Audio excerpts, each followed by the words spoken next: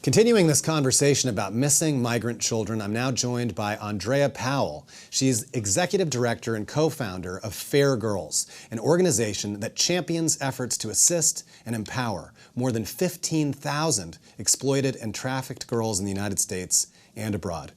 Andrea is in Washington, D.C. Thanks for being with us. Thank you for having me. So let's just start out by educating our audience a little bit. Can you tell us the difference between human trafficking and smuggling? Human trafficking and smuggling really can be defined like this. When you're thinking about smuggling, you're thinking about a crime against a border, against a state. So for example, you have someone who pays money to come into the United States. Once they're here, they're free. By doing so, that potentially is a crime. When you're talking about human trafficking, though, you have an individual, whether or not they originally intended to come here illegally, who was brought to this country and then subsequently sold into either sex trafficking or labor trafficking. Okay. And now, who is the most vulnerable to human trafficking? So those who are most vulnerable here in the United States actually are predominantly the U.S. citizens. However, kind of across the board, whether you're talking about U.S. citizens or foreign nationals, it's children, it's individuals who are destitute because of their background economically, because of prior abuse, because of a desire for a better life. Traffickers really have three schemes. One is, I can offer you a better life. The next is, I can be your family. And the next is, I can be your boyfriend or girlfriend. So they're preying upon these basic needs that aren't being met. And in our experience at Fair Girls, the most vulnerable are children who are missing those basic needs. And how bad is this problem? I mean, it seems like something unbelievable that could be happening now in 2016. How do we raise awareness on this, and how bad is it?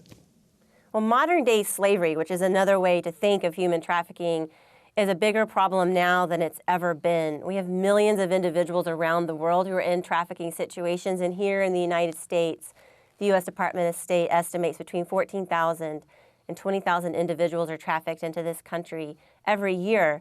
But at Fair Girls, what we see, and this is really systematic of what you're seeing across the country, the vast majority of the individuals who we serve are actually U.S. citizens.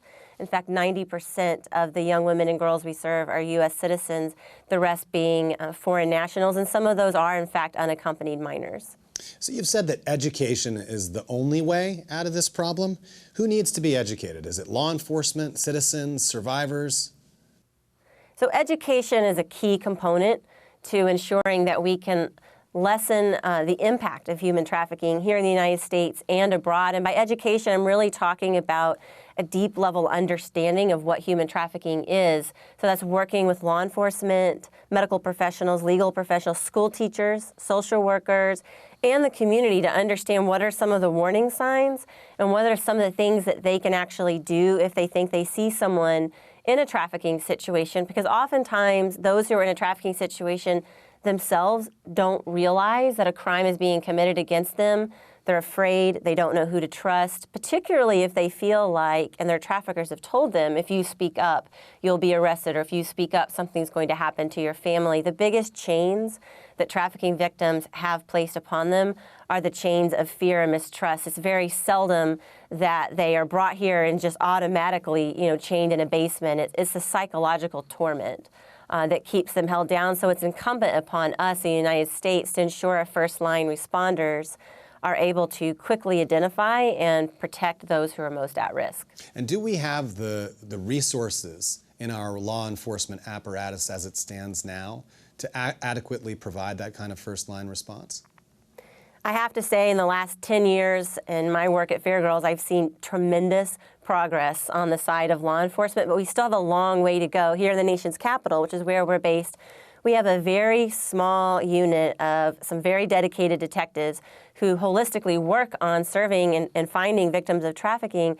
However, D.C. is one of the top 10 highest incidence rates in the country for child sexual exploitation and child trafficking, according to the FBI. So if D.C. has such a small unit, you can imagine across particularly smaller rural communities, there may not be any law enforcement who are dedicated to this issue. And to that end, it's very important to train patrol officers and detectives on a broad spectrum to identify and respond to this issue.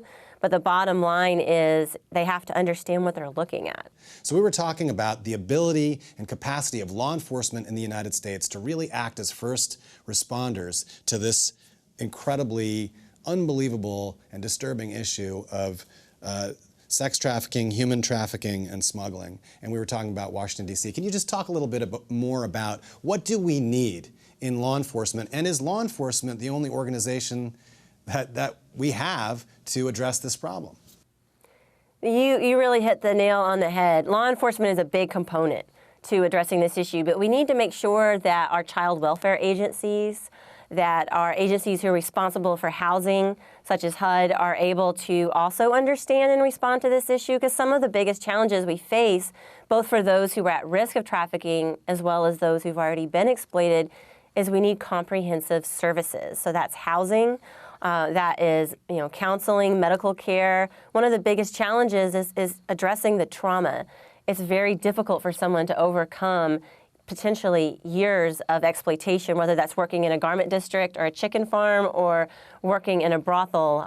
It's very hard to overcome that if you don't have the resources and you don't feel safe. And up until 2 years ago, we didn't have a safe home that we now have here in the D.C. area run by Fair Girls. And without that, we were relying upon bouncing around to hotels, asking people to put up our victims. It was overwhelming. And so, we're starting to see a shift, but it's not just law enforcement. Law enforcement can identify a victim, but if there's nowhere for that individual to go, how are they possibly going to recover and stay safe? If you could have any scenario that you wish to have in terms of government support, law enforcement, social work, what would that scenario look like? What would the funding look like? Well, the funding might be a harder one to answer, but in terms of the holistic response, we need to make sure that all law enforcement are trained on this issue, that all social workers, whether that be in child welfare agencies or otherwise, are trained to understand this issue, and that schools and other first-line responders are trained as well. And then following that, we need to make sure that there are credible opportunities for those who are at risk. And so whether it's a child coming into the United States, having access to education and access to a foster family who actually is monitored and trained on how to understand the traumas they've already been through, as well as the issues that they're going to be facing in the community. Those are all things that are very important, and we need to make sure that trafficking survivors have access to safe housing, counseling, and jobs, and all of the things that we might take for granted in our day-to-day lives for many of the viewers watching. These are things that survivors need as well to fully recover. And so a perfect scenario would encompass all of that. And yes, it's expensive. Yes, it is a big undertaking. But anyone who's come to this country or is born in this country who's a victim of a crime deserves to be protected and deserve to be served just like anyone else. Where are we now, and how far away are we from your vision of where we should go? Like I said, there's definitely been progress in combating human trafficking. There are laws now mandating law enforcement training, mandating training on a state level for individuals who are in schools. We're also starting to protect children who are at risk towards sexual exploitation. So right now, in the vast majority of the states in the United States, children can still be arrested, excuse me, for solicitation or prostitution. Basically, we're arresting a victim of a crime. And arresting a victim of crime is not what we want to do in this country. So we're starting to see changes on that level. We're starting to see more access to social services, both on the federal grant side as well as from private foundations and private individuals who want to help. But we still have a very long way to go to fully understand the complexities of human trafficking here in the United States and what we're going to need to do to address it. But modern-day slavery is something that has been around for as long as humankind.